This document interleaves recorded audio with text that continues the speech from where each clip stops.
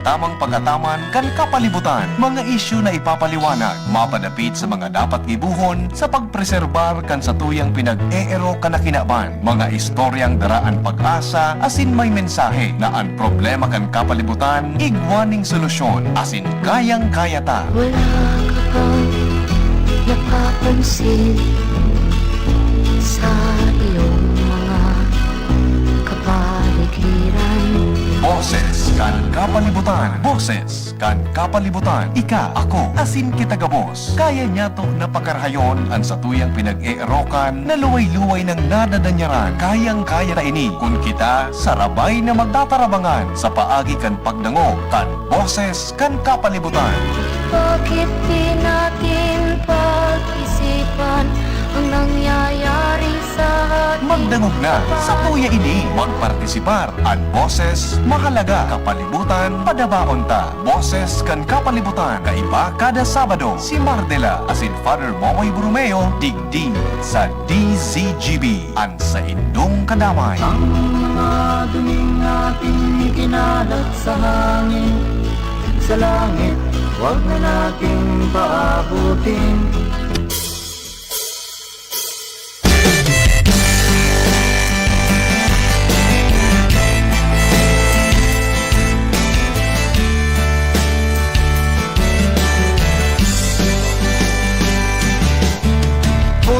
Putol ng kahoy kahit iligal.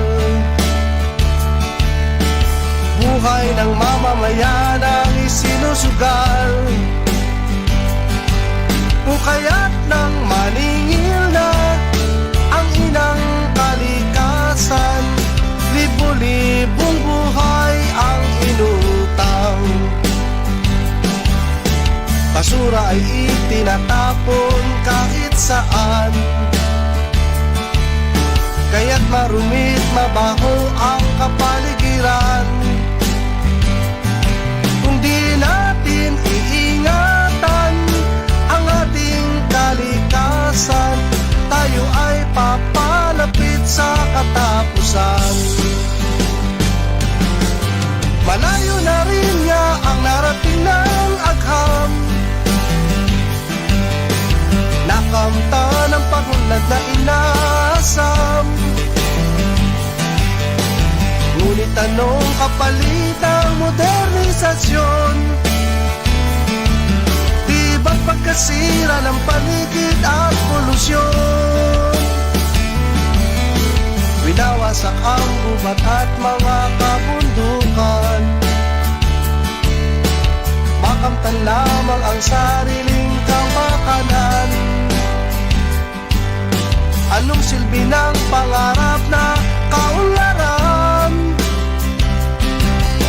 Kung lumat ay katutuboy, wala ng tirahan.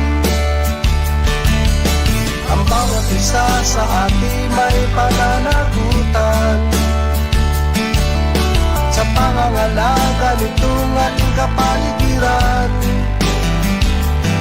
Kung di natin iingatan ang ating kalikasan, tayo ay papalapit sa katapusan. Alright, mga tugang, good morning, good morning, good morning.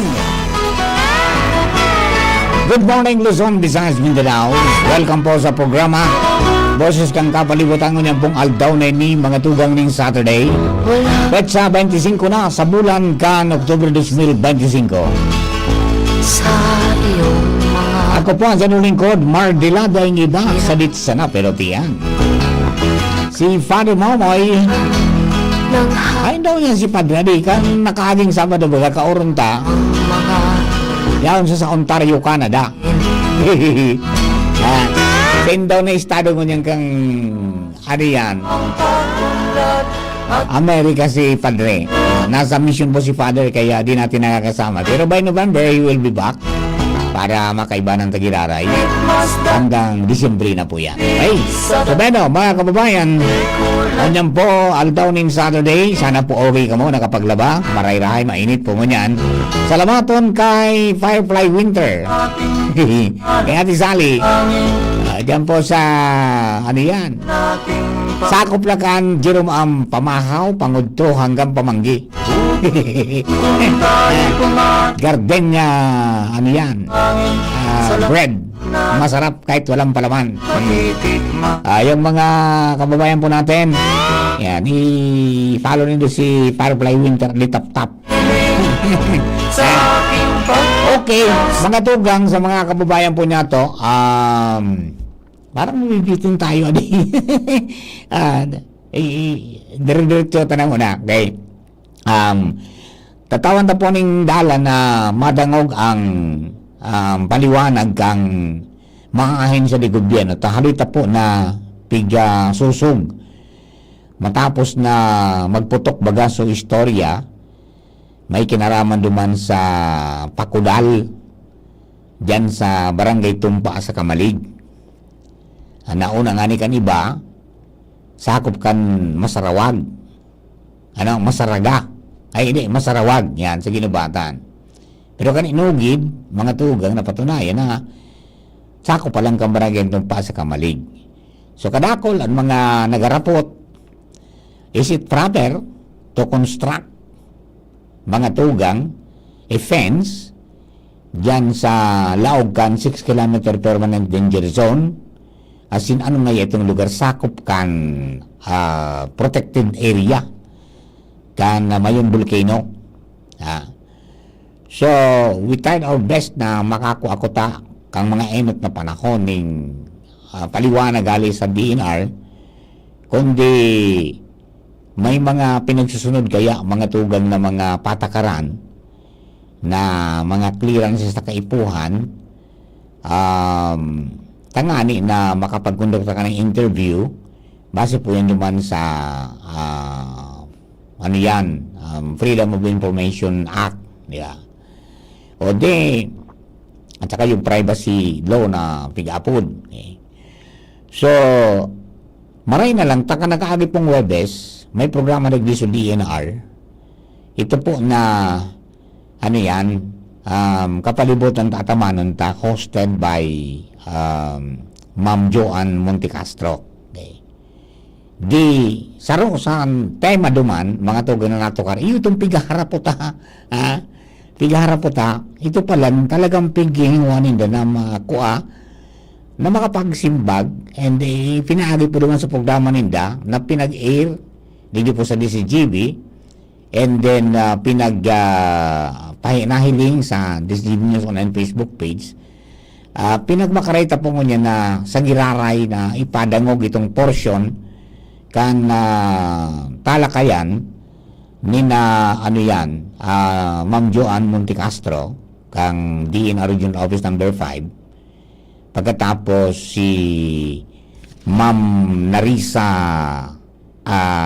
Narisol Divina ang Penro Albay kang DNR, pagkatapos si Attorney Eric Tizon kang Legal Unit mga tugang kang EMB 5. Tangani na mas malinawan ta primero sa hapot kung ano nga ito sakop kang protected area kan mayon volcano, laog baga nga ito sa 6 km permanent danger zone, ano ang mga kinakaipuhan na sunodon kan sarong may sadiri nin daga kung sa iya man yan kapag nasa laog ka kang protected area o nasa laog ka kang 6 km permanent danger zone.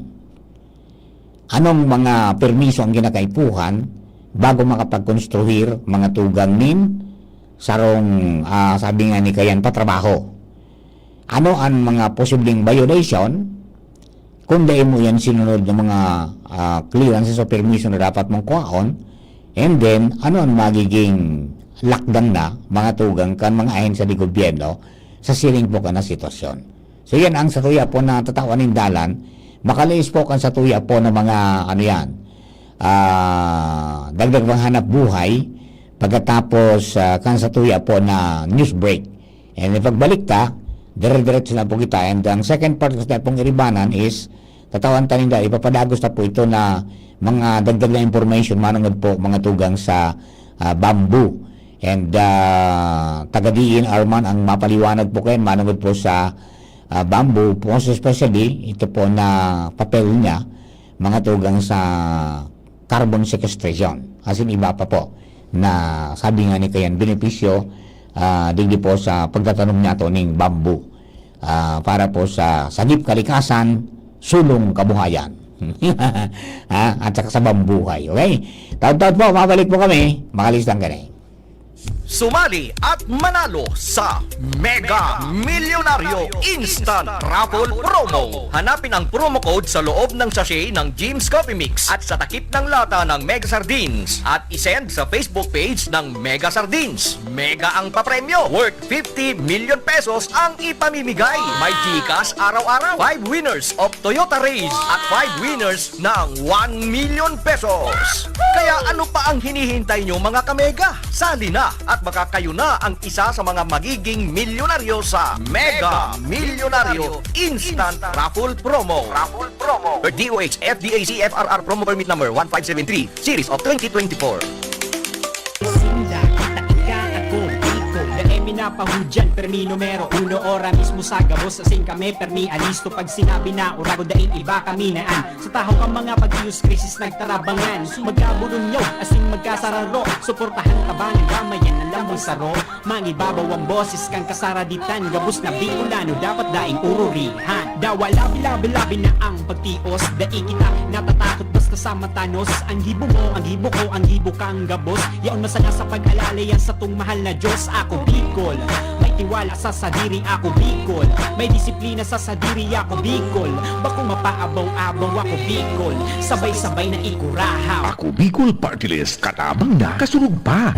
Ang leptospirosis ay nakakapinsala sa bato, utak at atay na pwedeng maging nakamamatay. Hindi lamang sa daga nakukuha ang sakit na ito. Kaya mag-ingat sa mga iinuming tubig o gagamiting pangluto. Huwag lumusong sa tubig o putik na pwedeng kontaminado ng dumi, ihi o dugo ng hayop na may sakit. Maglinis, magmasid, mag-ingat. Labanan ng leptospirosis. Kung may posibleng exposure, konsultayo sa pinakamalapit na health facility para sa libreng konsulta at reseta. Tumawag sa DOH Hotline 1555, press 2. Pre, makinig ka muna. Payong kaibigan lang ha. Work hard, play hard. Yan ang motto ko dati. Pero nakakapagod din pala katagalan. Sa gitna ng lahat ng mga puyat, inom at pagkain ng masasarap, kasama na ang oily at fatty foods, kailangan pa ring bantayan ang kalusugan. Tamang kontrol ang kailangan. Katuwang ko, ang Liverade. May silimarin na maaring makatulong, protektahan ang atay. Cheers to more good times. Be a liver lover. Mahalagang paalala, ang Liverade ay hindi gamot at hindi dapat gamitin paggamot sa anumang uri ng sakit. Ang good drinks at good food, perfect combo. Isama pa ang Liverade para sa kalusugan ng atay. Mabibili sa mga leading drugstores nationwide. Radyo Balagon Kaito, DCJB Ngunyan, Anainot, pirming nanginginutan. Always number one. DCJB, 729 kHz. Enot sa Bareta, Enot sa Gabos. Member KBP, kapisano ng mga broadcaster ng Pilipinas, oras mga tugang alas 10:01. Hali sa DCGB News Base, ang pinakahuring bareta, oras-oras. Mapawagas ang Philippine National Police o PNP ng sobra 31,000 na tauhan sa bilog na nasyon tanganing masiguro ang katrangkilohan na singkarahayan sa panahon nin undas. Sigun kay PNP spokesman Brigadier General Randolph Tuanyo, ididesignar ang mga pulis sa mga Camposanto, Memorial Parks, Columbaria as in major transport terminals. Dagdag pa ni Brigadier General Tuanyo na idideploy man ang maabot sa 12,000 na tauhan kan Armed Forces of the Philippines, Bureau of Fire Protection as in Philippine Coast Guard, kaibanan ang maabot sa 30,000 na force multipliers, kaibanan ng mga barangay tanod, radio teams as in volunteers. Mapo ng deployment sa Oktubre 29 sa Nobyembre 3 bilang parte kang pagsiguro ka mga otoridad sa seguridad as in kaligtasan kang publiko sa panahon nin undas.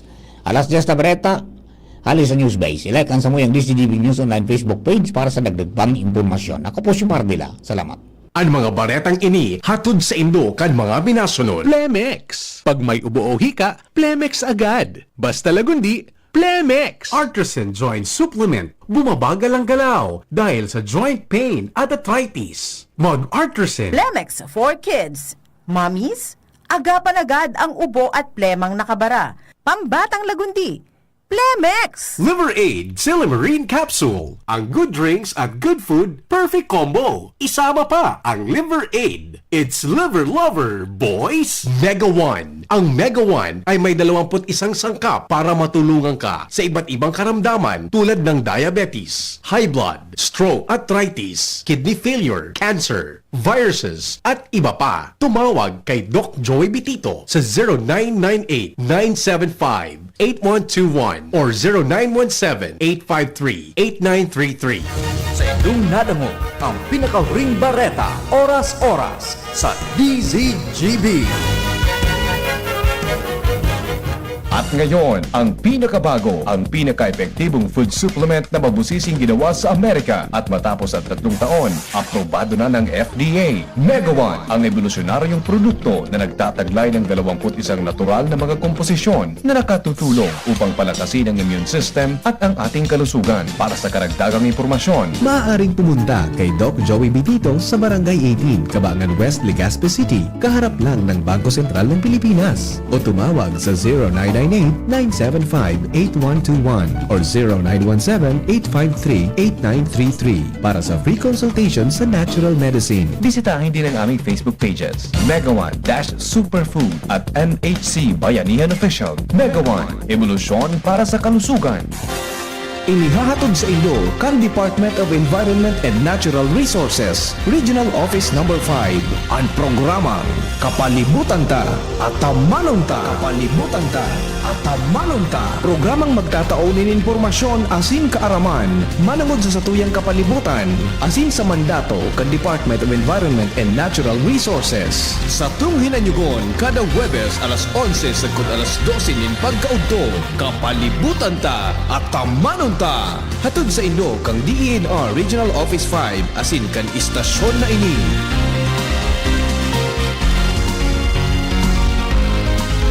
Inihahatid ng PhilHealth ang mas pinalawak na primary healthcare package para sa lahat ng Pilipino. PhilHealth Konsulta. Magparehistro na sa pinakamalapit na konsulta provider para sa inyong health risk screening at konsultasyon. Maaaring maka-avail ng mga gamot at laboratory test batay sa rekomendasyon ng primary care provider. Pumunta sa aming official website www.philhealth.gov.ph para sa mga detalye. Konsulta ka na. Piolo Pascual po. Sa ubo at hika, may Plemex Forte Syrup and bottles. Pero para sa ginhawang kailangan agad, may Plemex Forte Capsule and Blister Pack. Madaling bitbitin, kayang ibulsa. Gawa sa natural na lagundi na tumutunaw at nagpapalabas ng plema. Convenient na, ginhawa pa. Plemex Forte Lagundi and Capsule. Basta Lagundi, Plemex. Easy! Vitex Segundo L is the generic name of Plemex Forte. If symptoms persist, consult your doctor. Tuhod, siko, baywa, aray! Pag laging pasan ang sakit sa kasukasuan, sign na yan ng arthritis o joint deterioration. Karaniwan kapag nagkakaedad na, kailangan ng tibay at ginhawang makakapitan. Kaya ng artrisin yan. May undenatured type 2 collagen at methylsulfonyl methane na maaaring makatulong protektahan ang kalusugan ng kasukasuan. Make the right move. Uminom ng artrisin araw-araw. Mabibili ang artrisin sa mga leading drugstores nationwide. Mahalaga ang paalala, ang artrisin ay hindi gamot at hindi maaaring gamitin panggamot sa anumang uri ng sakit. Huwag baliwalain ang kirot na nararamdaman sa tuhod. Baka hindi lang yan joint pain, kundi sintomas ng arthritis. With proper diet and exercise, uminom ng artrisin. Ang artrisin ay undenatured type 2 collagen at methylsulfonyl methane supplement na maaring makatulong protektahan ang kasukasuan. Ito ay may antioxidant at anti-inflammatory properties na tumutulong labanan ang epekto ng arthritis tulad ng pananakit ng kasukasuan, pagkasira ng buto at limitadong paggalaw. Sa tulong ng artrisin, maaring mas tumibay ang cartilage, ligaments, tendons at synovial fluid na bumubuo sa kasukasuan, mas flexible gumalaw, kayang-kaya maglakad o mag-jogging. Mabibili ang artrisin sa mga pangunahing butika nationwide. Make the right move.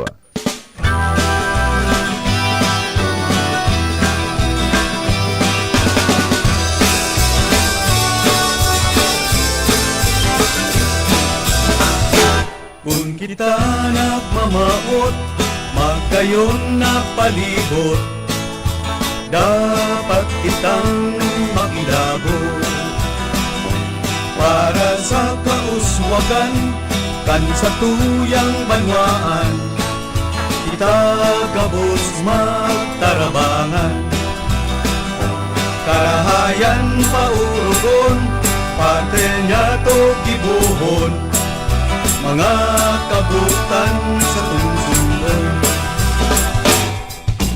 pangapunan sa mga mamahan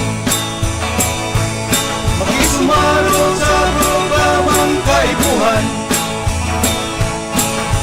para sa katoninungan asing kaginawahan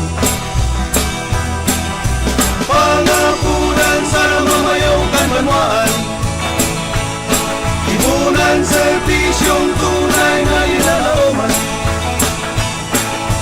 na mapapaginabangan kan kadaklan. Alright, mga tugang, balik po kita dito sa programa. And tama ito, mga tugang, gustong marhay na palibot, dapat nga itong magkiaram kita. O di, gusto maaraman kang kataong bayan, ano ka nagbaga talaga ngayon masasabi ka mga ahensya ni gobyerno na pigtuturo na iyo po ang mga may sakop kan mga pagpautog kang mga regulasyones, mga tugang, dyan po sa mga protected area, asin po sa sakop ang 6 km permanent danger zone, asin sa mga patrabaho, na lalong-lalo na kung may magiging impact sa environment, asin sa kaligtasan ka mga tao, mga tugang, sa kataraning na mga lugar kang pigpapatrabaho. So, sabi ta nga ni, dahil sa kamautan tang makahirasman in dagdagang impormasyon sa mga kababayan ta, lalo na sa mga day nakadangog, nakaagi pong Webes, naman sa programa kang boses kaya kang kapalibutan tatamanon ta, kan DNR Regional Office number 5, makuha kita ning kadiit na portion, kay ito pong so bilog na talakayan, mga tugang, manamad po dyan sa paglilinaw, kang takudal, dyan po sa tumpa sa Kamalig. Huya po tabi ang programa, CP, kang programa, kang DNR, with Ma'am Joanne Montecastro as a host. Pagkatapos siya ang bisita, primero ang Penro kang Albay, si Narisol Divina, kasabay so sa iyang team na nagduman mismo sa lugar, nag-inspeksyon at sinag-validate, kasabay ang pag-geotagging, asin pagiling sa mapa, kumain talaga sa area.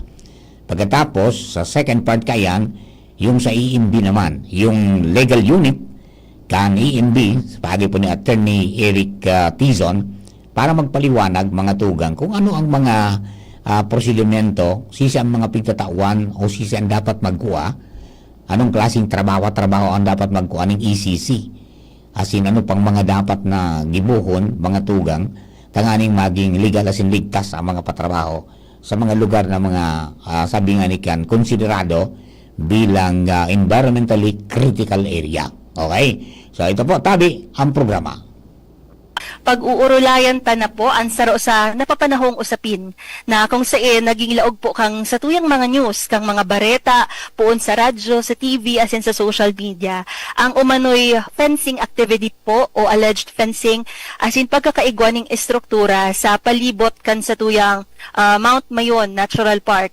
Asin dakol po ang naghapot sa satuyang opisina sa DENR kung ano ang stand kang DENR manununggot digdi sa construction sa palibot kang mayon, kung ano po ang naging papel kang DENR digdi, asin kung may kaukulang permit po ini hali sa Environmental Management Bureau na tigaapod ng Environmental Compliance Certificate. Sabi ta po kasubago, makakaibahan ta ang mismo na Penro kang Albay, ang mismong Provincial Environment and Natural Resources Officer kang Albay na si Ma'am Narisol Divina. As in, nailing ko po sa screen, kaibahan niya ang MS, ang Management Services Chief, as in Technical Services Chief kang Albay na si Ma'am Pot, as in si Attorney Ella. Kaiba niya po ang sa iyang mga team kang Penro Albay. As in, pakatapos po kang interview ta kay Penro Nari, iyon naman po na makakaibahan ta ang attorney, ang saro sa matibay na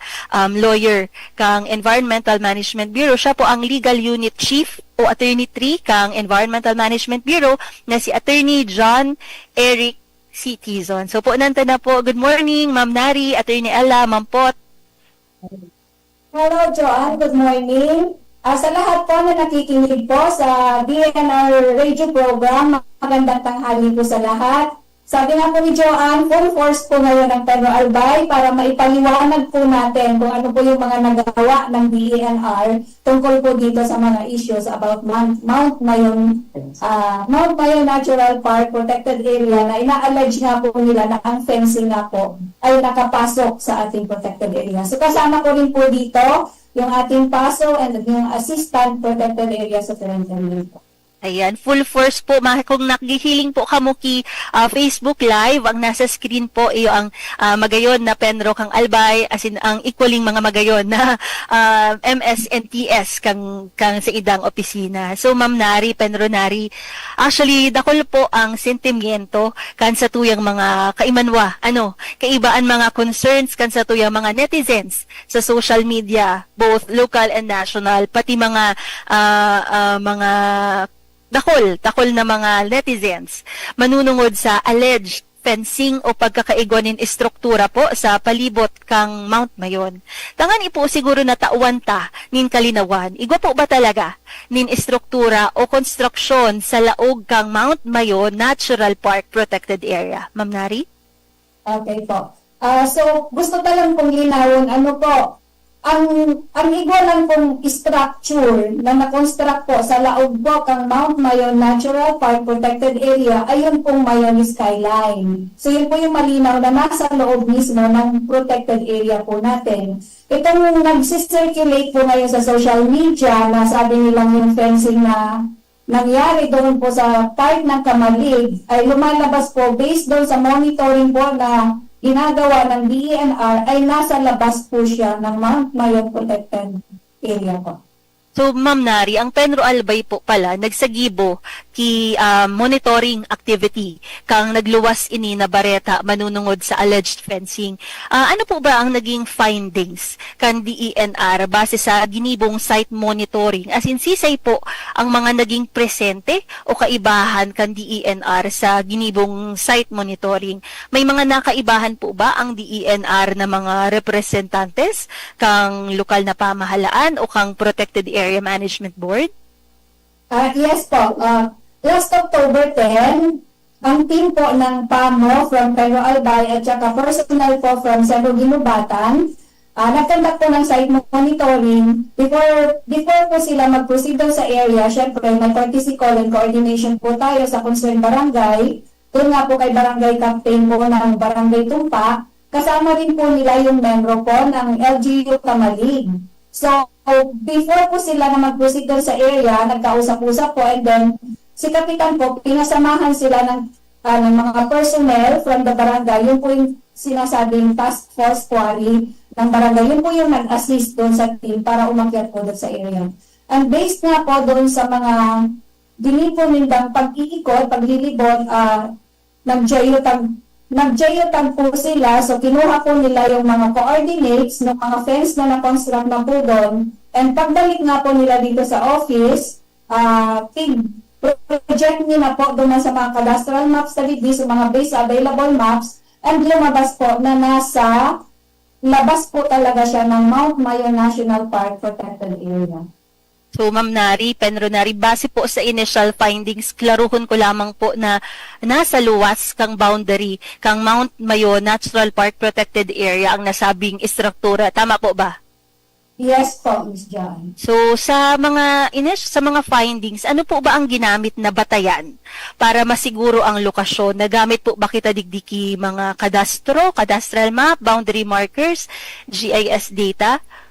Tangan ina masiguro ta ining ang validity as in may GPS po silang dala and gumamit din po sila ng locus map application. So based po doon, pagbalik nga po nila dito sa opisina, may cadastral maps tayo dito, nag-identify din po sila doon sa barangay ng mga barangay monuments, plinat na po nila sa mapa at nakita po natin doon na nasa labas talaga ng boundary ng protected area. So, considering po, Penro, na nasa luwas kang MMNP protected area, ano po ba ang ibig sabihon kaini in terms of DENR's direct jurisdiction? Opo. Pagdating po dito sa jurisdiction, since nasa labas po siya, yung construction na yun po ng fencing ay hindi po yun pumapasok sa jurisdiction ng DENR Penro Albay na sinasabi nilang may nababiolate na rules. So wala po doon yung walang nababiolate na laws doon sa pag-construct ng fencing. So kung ini po ay nasa luwas palan kang jurisdiction kang DENR, paano naman po ang estado kan daga kung sa nakakaag ang nasabing estruktura? Yaon po ba ini sa pigaapod tang alienable and disposable land o ini po ba within the 6-kilometer permanent danger zone? Yes po, nasa labas po. Kaya nga sinabi natin, nasa labas, ibig sabihin, nasa loob po siya ng alienable and disposable land. Na yan po, yung mga lands na yan ay subject po talaga titling or mga private ownership. So, siguro ma'am, sa kalinawan kansa to yung mga listeners, ano po ba ang ibig sabihon, ang gustong sabihon kang alienable and disposable lands? Pwede po ba ining maokupar kang sa tuyang mga kaimanwa? Pwede po ba ining i-privatize o matituluhan? Yes po, subject po yan for titling. And based na po, sa pag-title po, based na rin po yan doon sa zoning classification po ng mga LGUs, kung pwede siyang residential, kung agricultural ba yan, kung commercial ba yan. Considering ma'am na alienable and disposable land ang dagaan na ini, igwa po bang kumbaga restrictions na katakod sa paggamit kang sarong propiedad kung ini klasipikadong alienable and disposable lands, considering na nasabita na ini niya sa laog kang 6-kilometer permanent danger zone? Yes po. Pag sinabi po natin na alienable and disposable lands na within the 6-kilometer permanent danger zones, meron po yung mga guidelines na dapat na sinusunod po natin na naglilimit or nag-aalaw ng mga activities na po pwedeng gawin po doon.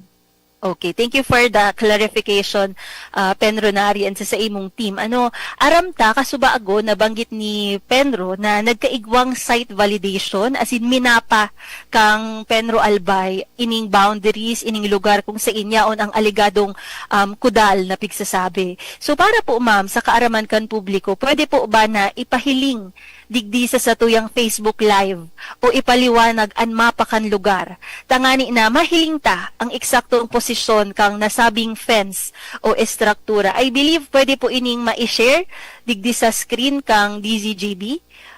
I-allow po kita na i-share ang screen kang Penro Albay, tangani na mapahiling ta sa mga listeners as in viewers kan sa tuyang Facebook Live ang mapa na igwa ang Penro Albay. Yes, i-share po namin para makita rin po ng karamihan. Sige po.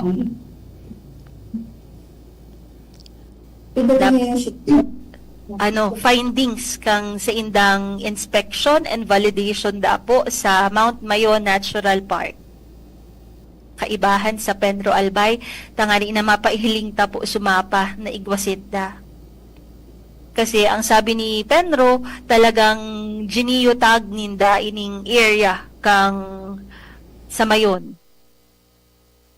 Na sa aldaw na ini, ang satuyang guest, iyo ang mismong liderato kang Penro Albay, tangan ina idiskutir sa tuya ang manunungod sa estado kang alleged fence kang Mount Mayon, as in pakatapos po makakaulay ta ang abogado kang Environmental Management Bureau. So siguro ma'am Nari, habang sa protected area, LGU po ba ini?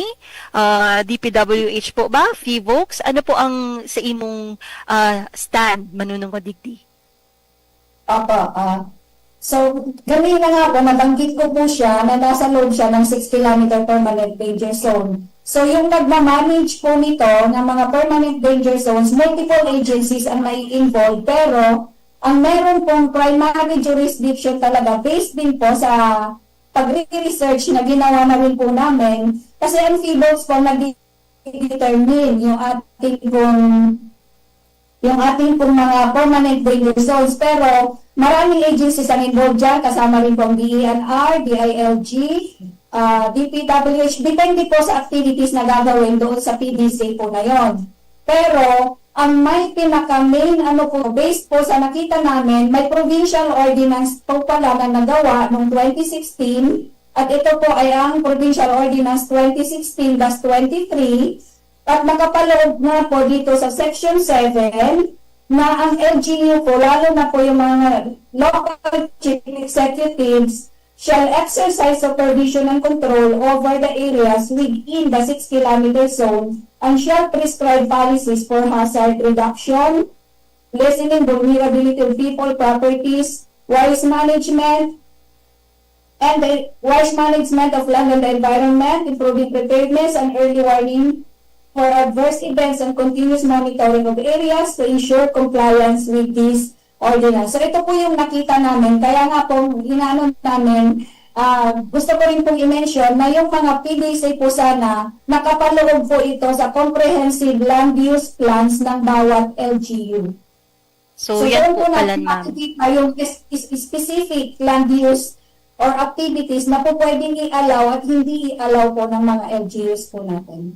Okay, Ma'am Nari, nauna po sa screen ang mapa na I believe na screen share na ini kang sa imong opisina kang Penro Albay. So kapag po nag-iling ka mo sa Facebook Live kang DZGB, mahihiling na po nindo ang mapa na nakuha kang Penro Albay. Ma'am Nari, pwede mo po ba ining eksplikar na mapang ini? So makikita po natin dito sa mapa na to, yung may mga bilog-bilog po, pwedeng pag-zoom nyo ng kaunti, yung ating mapa po, pwede ba? Ayan po. Yung may mga bilog-bilog po na yan, yung po yung ginawang geotagging or yung na-mark nila.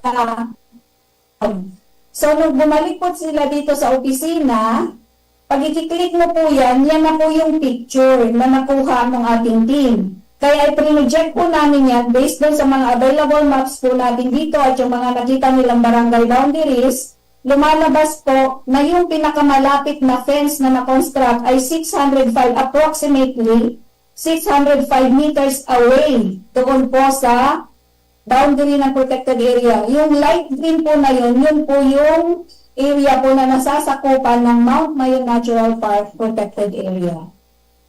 So 600 meters away po pala ini, Ma'am Nari. Opo. So ito po, kung makikita, pagagalawin ko lang po yung mouse. Ito po yung mini-mention po kanina. Pag click po natin itong point na to, lumalabas po itong picture na to at nandito po yung mga coordinates. Yan po yung ginamit natin na pag-plot po dito sa mapa. Kaya ayan po yung lumalabas. Approximately 605 meters away dito po sa boundary ni Mount Mayon Natural Park Protected Area po. So, thank you, Ma'am Nari, sa paghiras mo kang mapa na igwa ang Penro Albay. As far as DENR po is concerned sa presente na estado, igwa po ba na violation under the expanded NIPAS law o ining pigaabot ng RA 11038 o iba pang mga protected area regulations? Oo. Considering po na nasa labas po talaga siya, ito nga po, nasa labas siya ng protected area, wala pong na-violate na NIPAS law dito po sa kinonstruct na fence po. Thank you for the clarification, Penro. Last question ko na po ini sa imo. Sa punto po kang transparency as in public awareness, ano po ang mensahe kang DENR sa mga Bicolanos na nababahala sa usaping ini? Okay po. So sa lahat po ng nakikinig ngayon, gusto lang po namin ipaabot na yung fencing na nagtitrending po ngayon sa Facebook ay ipinapaliwanag na po namin dito sa program po ng DENR. Ito na po yung isang paraan para malinawan po yung lahat na ito po ay nasa labas po ng protected area. Kaya napakaganda ng ganitong mga radio programs para nai-air naman po yung bawat side mga issues, kumbaga, dahil ang DENR po ay natatagtad na, alam naman natin, natatagtad na rin ng mga negative comments. So, gusto lang po namin na ang DENR po ay hindi naman po nagpapabaya sa ating mga trabaho at minomonitor naman po natin bawat activities na nandun po sa foot ni Mount Mayon. Ayan, sa Giraray po, nakaibahan ta ang bilog po na pamunuan kang Penro Albay, si Penro Nari, si Mampot, si TS Pot, asin si MS Attorney Ella. Maraming salamat po sa indo sa pagtaong klarifikasyon asin kalinawan manunungod digdi sa aligadong fencing activity sa Mayon. Maraming salamat po. Asin sabi ko kasabago, pakatapos po kang interview ta sa Penro Albay, makakaibahan ta naman ang saro sa matibay na abogado kang Environmental Management Bureau. Sa iling ko papatawadon man ako ni Sir Henry kung maglampas kidiit ang satuyang programang kapalibutan ta at amanon ta at pag-uurulayan ta po ang manunungod sa ECC digdi sa Mayon fencing issue. Sa Giraray po ang makakaibahan ta ang Legal Unit Chief asin Attorney 3 na si Attorney John Eric C. Tizon. Good morning, Attorney. Good morning, Ma'am Joanne, and sa mga virtual listeners and viewers natin, isang makakalikasang umaga sa ating lahat at sa mga kasamahan natin dyan sa DENR, particularly Penro of Albay natin, Penro Nari. Ma'am, good morning. Yan, Attorney, in the interest of time, enot sa gabos, para sa kaaraman po kan sa tuyang mga paradangog, ano po ba ang mandato kang Environmental Management Bureau pag-abot sa sa mga proyekto o aktibidad na may potensyal na makaapekto sa kapalibutan, arog kaini na alleged na fencing o istruktura sa Mayon? Okay. First, before I start doon sa mandate ng aming office, I would like to thank this program for inviting us in behalf of our OIC Regional Director, Sir Jerry Geronimo Sanyes. Okay, ang EMB po, Environmental Management Bureau, may mga number of environmental laws tayo under our mandate. Particular na dyan, yung RA 9275, it's the Clean Water Act, RA 8749, Clean Air Act, RE 6969. It's the Toxic Substances Hazardous and Nuclear Waste Control Act. Meron din tayo RE 9003, the Ecological Solid Waste Management Act. And we have... Attorney, excuse me lang po, kasi medyo mahina ang sa imong audio palan. Talaga? Mahina Oo. ba? Oo, siguro pwede man na audio na lang mismo kang laptop ang sa imong gamit. Yan, mas maray ang clear audio. ba, Opo, mas clear na attorney yan sa imong audio. Okay, sige. So as I was saying, may mga environmental laws tayo under the mandate of Environmental Management Bureau, but in particular, sa konteksto kaining fencing activity, ang relevant law natin dyan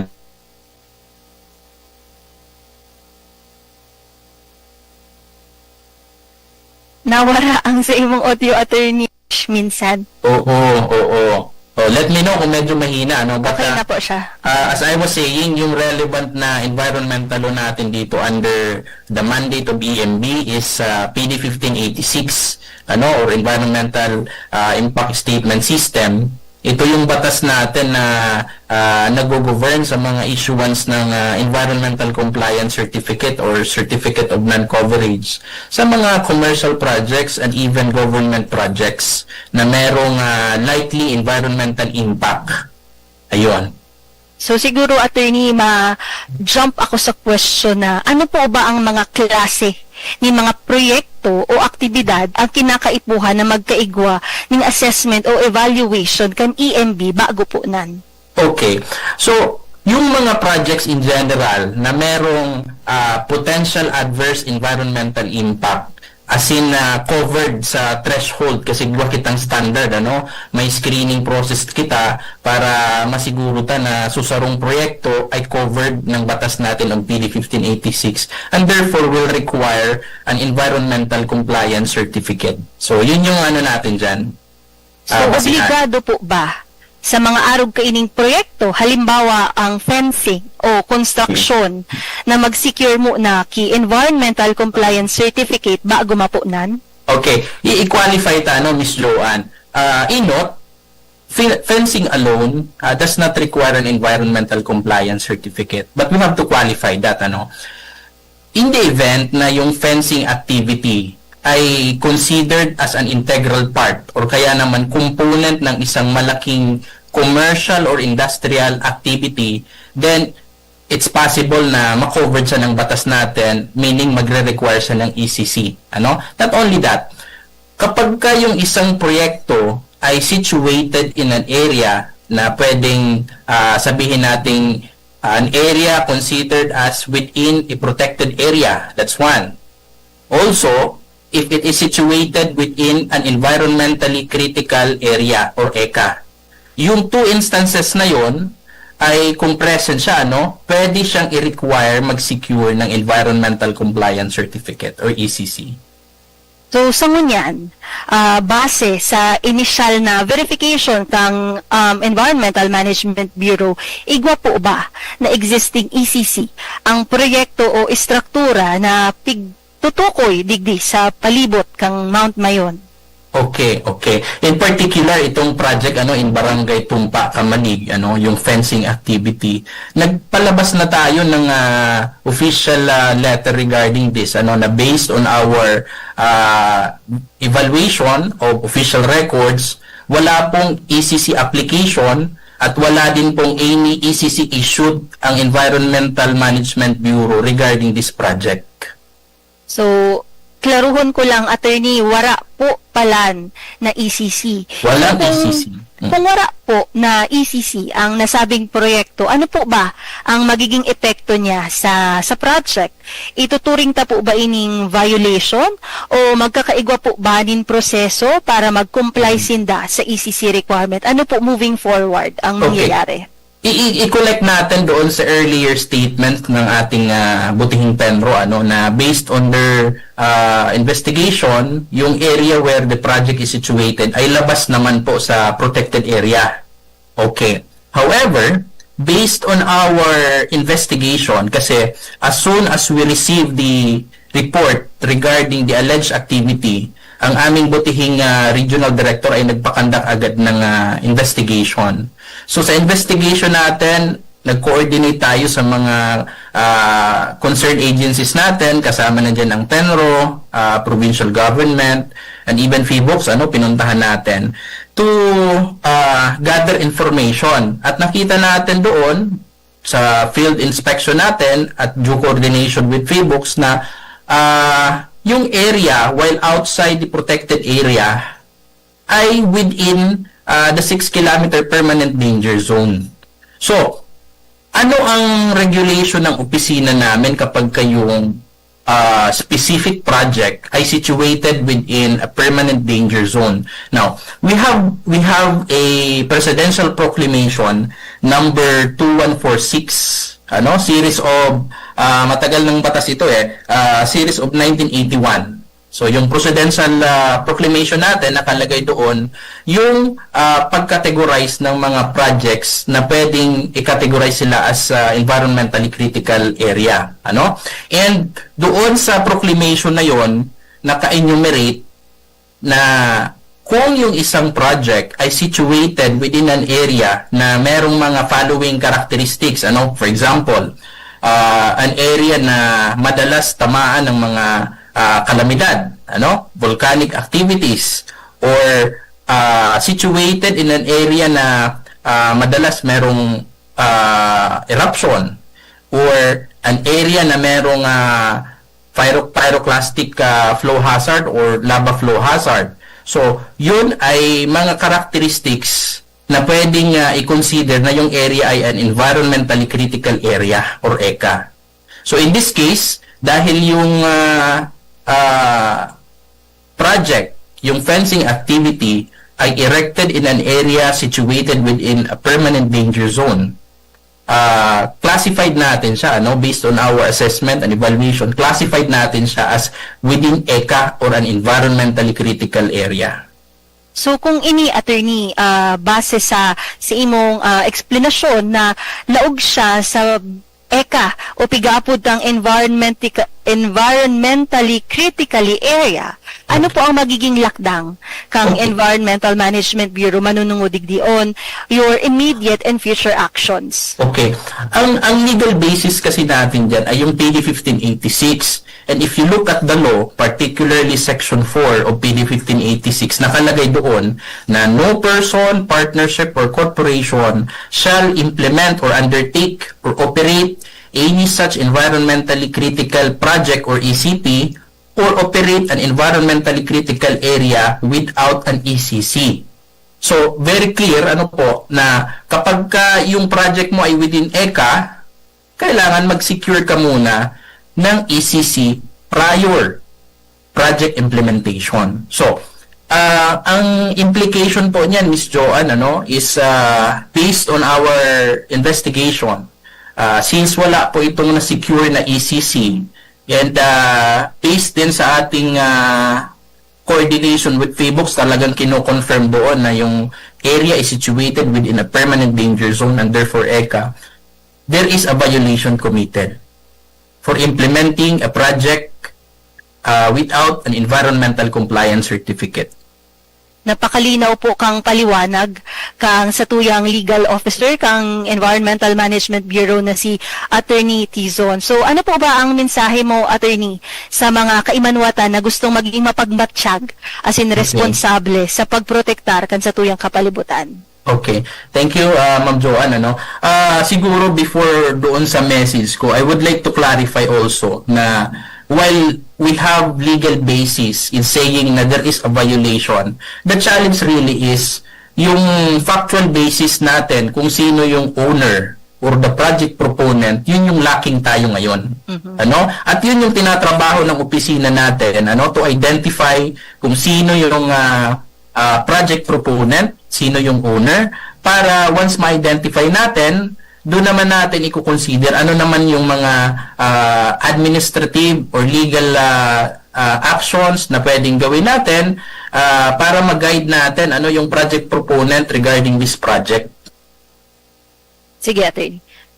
Ano po ang sa imong mensahe sa tuyong mga kababayan ta? Okay. I understand na maraming interesado talaga dito sa issue na ito, and I think it's a good thing dahil it means malawak yung awareness ng tao natin, and I believe na kapag malawak yung awareness natin ay nagkaka-contribute yan doon sa strong enforcement din natin ng mga environmental laws natin. And we also understand na yung tao natin, meron din tayong kakulangan sa pag-cover ng lahat ng projects na ito kasi kukonti lang din ng mga tao natin na nagmo-monitor. There is monitoring. Okay, there is monitoring na ginagawa ng opisina natin, pero sa dami ng mga proyektong ito, syempre hindi naman natin yan kayang ubusin lahat. At dito pumapasok, Ms. Joanne, yung importance ng community involvement. Kasama na dyan yung media natin, doon natin nalalaman na meron palang mga ganitong issues and concerns, at ang assurance naman ng opisina natin is as soon as we learn na merong mga ganitong activities ay talaga namang outright yung action na pinapagawa ng ating regional director para ma-validate yung mga issues and concerns na ito at makakam up tayo ng appropriate measures kung paano ito i-address. Ms. Joanne? Yan, sa Giraray po ang nakaibahan ta si Attorney John Eric C. Tizon, ang Attorney 3 as in Legal Unit Chief kang Environmental Management.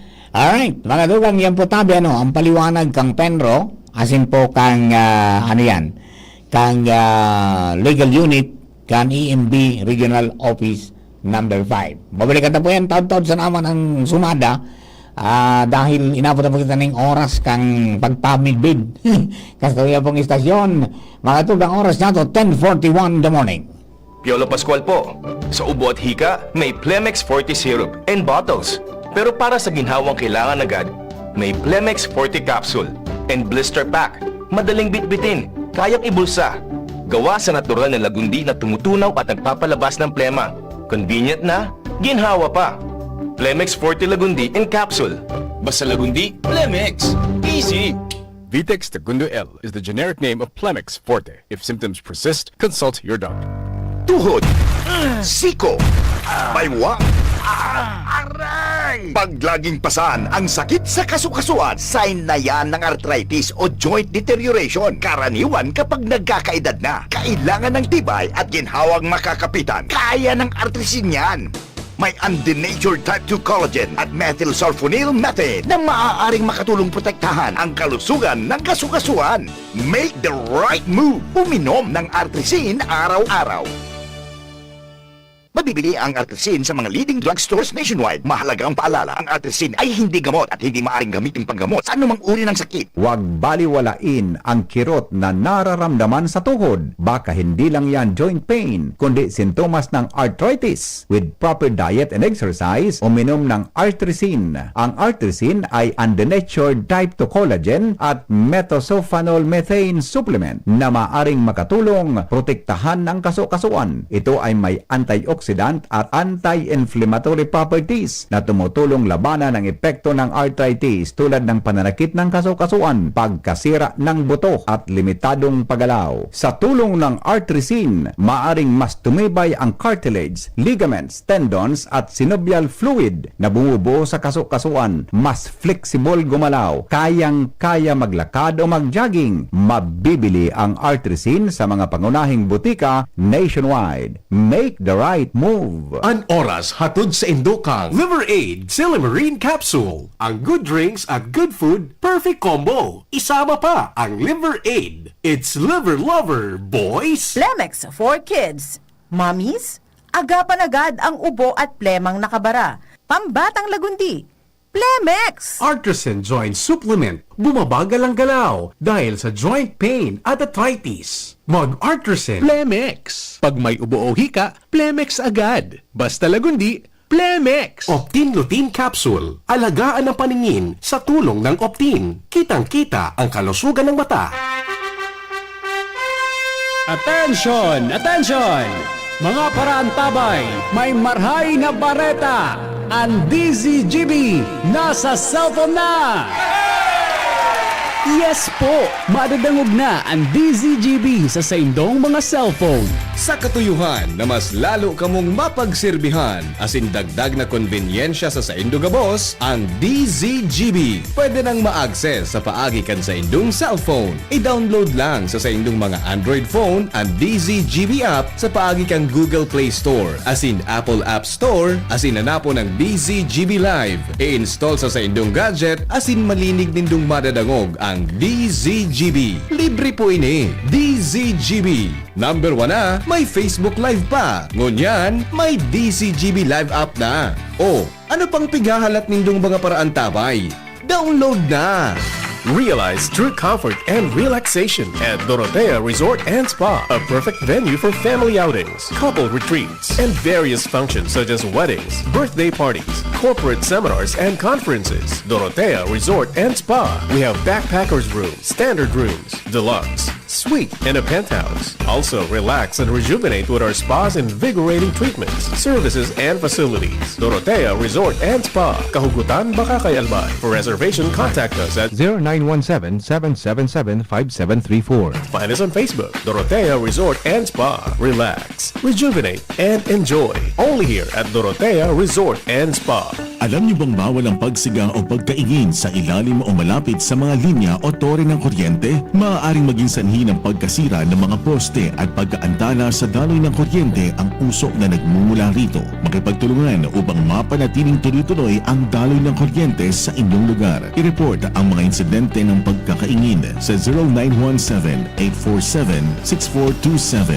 0918-847-6427 o mag-email sa tipngcp@ngcp.ph. Isang paalalang pangkaligtasan mula sa NGCP. Kung ikaw ay edad 50 pataas katulad ko, may mataas na ang risk ng panlalabo ng paningin. Mas challenging ang pang-araw-araw na gawain tulad ng pagbabasa, pagsusulat, at pagmamaneho. Ang Optin ay may lutein na maaari makatulong sa kalusugan ng mata, nilalabanan ang epekto ng glaucoma, macular degeneration at katarata. Kitang-kita ang kalusugan. Mabibili ang Optin sa mga pangunahing butika nationwide. Mahalagang paalala, ang Optin ay hindi gamot at hindi dapat gamitin panggamot sa anumang uri ng sakit. Ubo ng anak? Nakababahala? Baka plema. Para dyan, Plemex for Kids ang pambatuko. Ang Plemex for Kids ay gawa sa lagundi. Tinutunaw at pinalalabas ang plema. Ginhawa para sa bata, peace of mind para kay mommy. Camille Pratsiambao po, nagpi-flex for Plemex. Pambatang Lagundi, Plemex! Vitex Segundo L is the generic name of Plemex for kids. If symptoms persist, consult your doctor. Mommies, agapan agad ang ubo at plemang nakabara. Pambatang Lagundi, Plemex! Bakunang angat, serbisyong dapat. Sa presyong abot kaya at matapat. Lahat ng yan, nasa Rabvax. Nakagat o nakalmot ka ba? Huwag mag-alala. Rabvax Animal Bite Center ang inyong kaagapay para sa pinagkakatiwalaan, mura, ligtas at siguradong proteksyon laban sa rabies. Bukas po kami 8 a.m. to 5 p.m. mula Lunes hanggang Sabado. 8 a.m. to 12 na naman every Sunday. And on holiday, pwedeng-pwede pati walk-in. Ang aming mga branches, Rabvax Legazpi, RNO Suite, Sagmin, Legazpi City, near Aleco. Rabvax Ligao, in Barangay Tuburan, Ligao City. Rabvax Tabaco, beside Siga Hospital. Rabvax Iriga, in front of Yusan Iriga. Rabvax Irusin Sorsogon, malapit sa Irusin District Hospital. And now open, Rabvax Masbate, along Municipal Road, Barangay Kalipay, Masbate City. Rabvax Pilar, Rabvax Castilla, Rabvax Pioduran, and Rabvax Cubao Metro Manila. Like us on Facebook. Maging bakunado at protektado. Piliin ang alagang Rabvax. Abangan sa Radyo DZGB ang programang Usapang Consumer at Negosyo. Programang magtataonin kasimbagan sa saindong mga kahapotan tungkol sa pagninegosyo. Magdadara ng kadagdagang impormasyon mapadapit sa mga diretsyon nin mga konsumidor asin mga giya kung paano maging mga responsableng parabakal. Usapang Consumer at Negosyo. Mataon pagnigbid sa mga matrayumpong negosyante asin sa mga establishmento de negosyo na may marhaing na kontribusyon sa komunidad. Usapang Consumer at Negosyo. Madadangog na kada primero Biyernes kan bulan, alas 11 sagkod alas 12 ni Nado. Ihahatod sa Indo kan Department of Trade and Industry Regional Office 5. Usapang Consumer at Negosyo. Abangan! Sumali na at maging maswerte sa Willie & Sons. May papremyo sa Resibo Raffle Promo. Maaaring manalo ng appliances at gadgets sa inyong lumang resibo. Para sa aming mga loyal customers, hanapin ang lumang delivery receipt hanggang December 31, 2019 lamang at ipa-photocopy na may malinaw na detalye, delivery receipt number, date of purchase, name of customer at ilagay sa loob ng long white envelope at isulat sa likod ang inyong customer name, complete address, NTC registered cellphone number at pirmahan. Ihulog ang inyong mga entry sa mga sumusunod na tindahan ng Willie & Sons sa buong Albay, Sorsogon, Camarines Norte, Camarines Sur, Virac, Catanduanes, Masbate at Katayngan. This promo is from October 20 to November 30, 2025. Raffle draw on December 12, 3 p.m. at Willie & Sons Tech Zone Albay. Ano pang hinihintay nyo? Sumali na at iuwi ang maagang pamasko. Para sa mga detalye, i-like and follow ang Willie & Sons FB page. Per DTI Fair Trade Permit Number DTI-R05 NP28-04 Series of 2025. Basta Appliances, Willie's. Gusto mo ng astig na prints? Tara na sa OnStyle Graphic Design Services. Full sublimation jersey t-shirts and polo shirts, costumes, all uniforms, tarpaulin printing, signages, digital printing, and more. Name it, we print it. Visit us at OnStyle Albay, located at Barangay 3 EM's Barrio Legazpi City. OnStyle Daraga, near Mateas Ginalas, and OnStyle Tabaco. Message us today on Facebook. OnStyle Graphic Design Services. Your print, your style. OnStyle.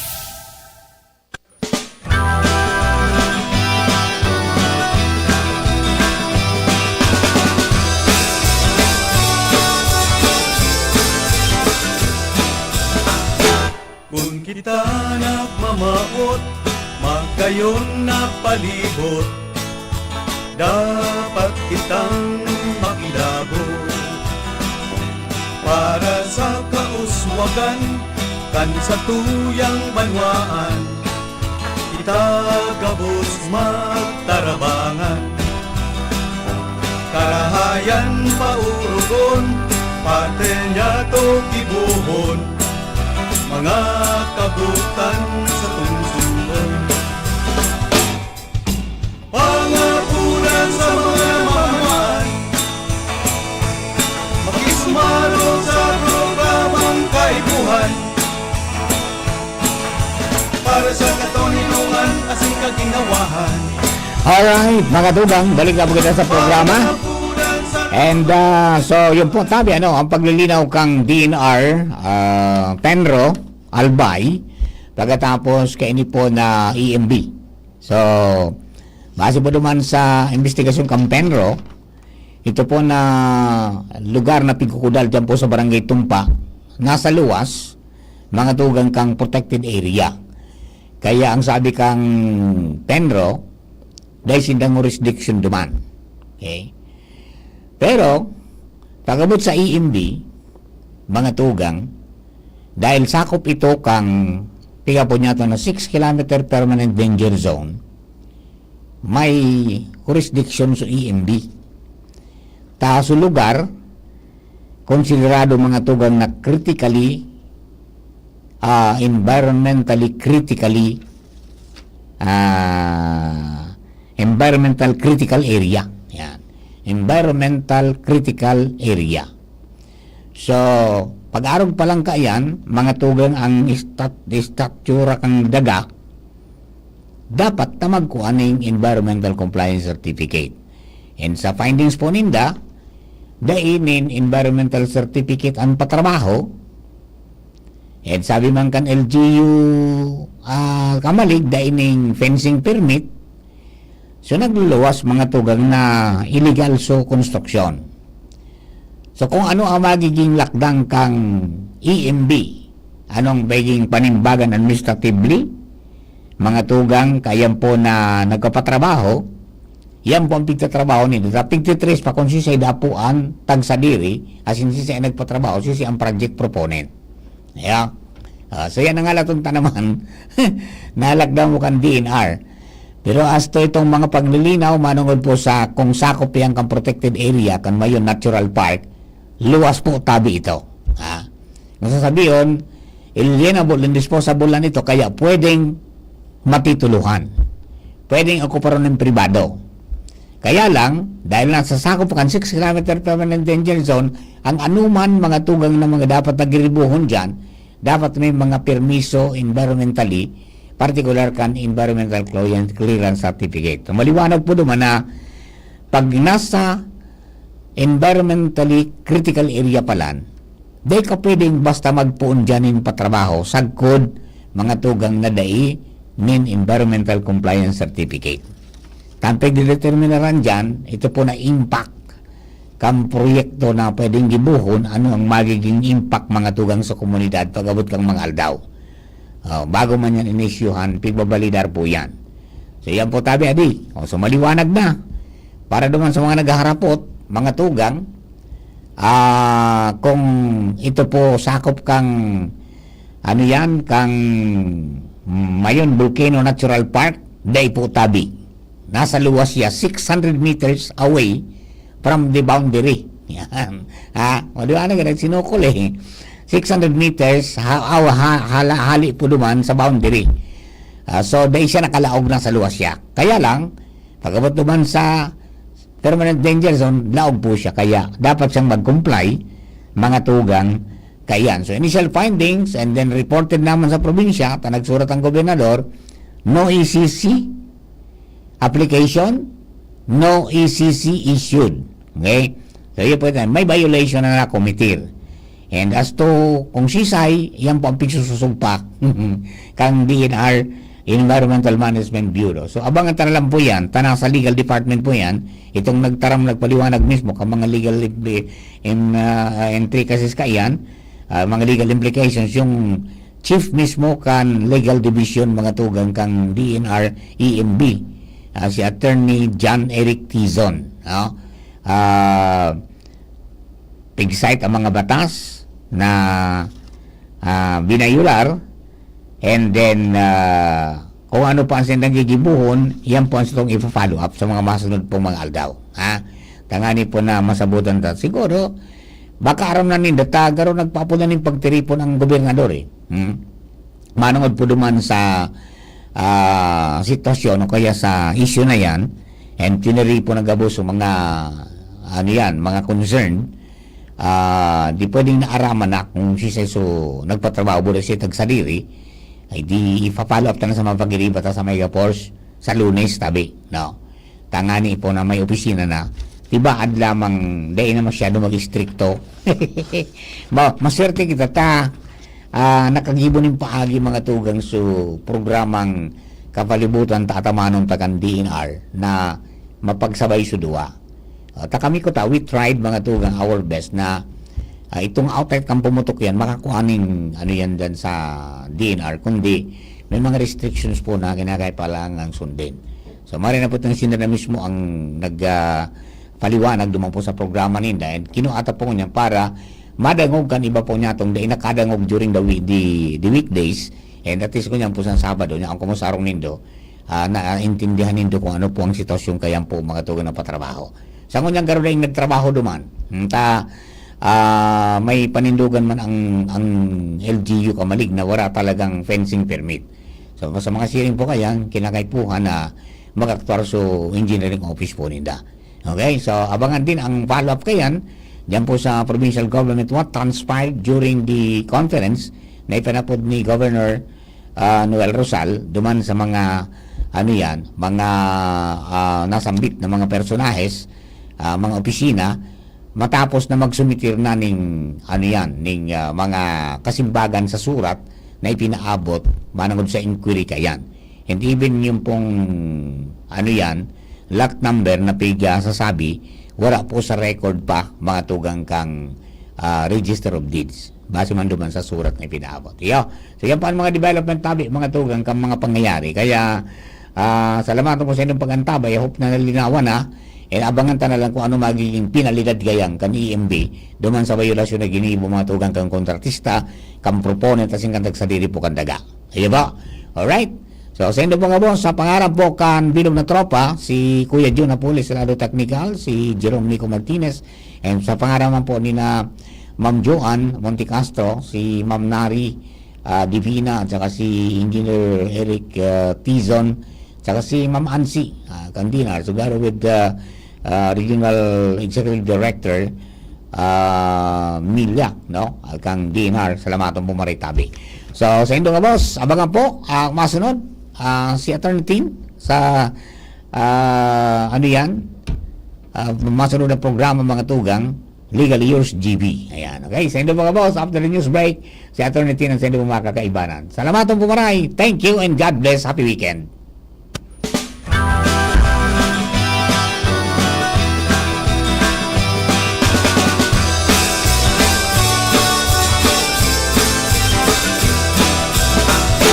Kung kita nagmamaot, magkayon na palibot, dapat kitang makilabot. Para sa kauswagan, kan sa tuyang banwaan, kita gabos magtarabangan. Karahayan paurugon, pante niya to gibuhon, mga kabutan sa tungsungan. At ngayon, ang pinakabago, ang pinaka-epektibong food supplement na mabusising ginawa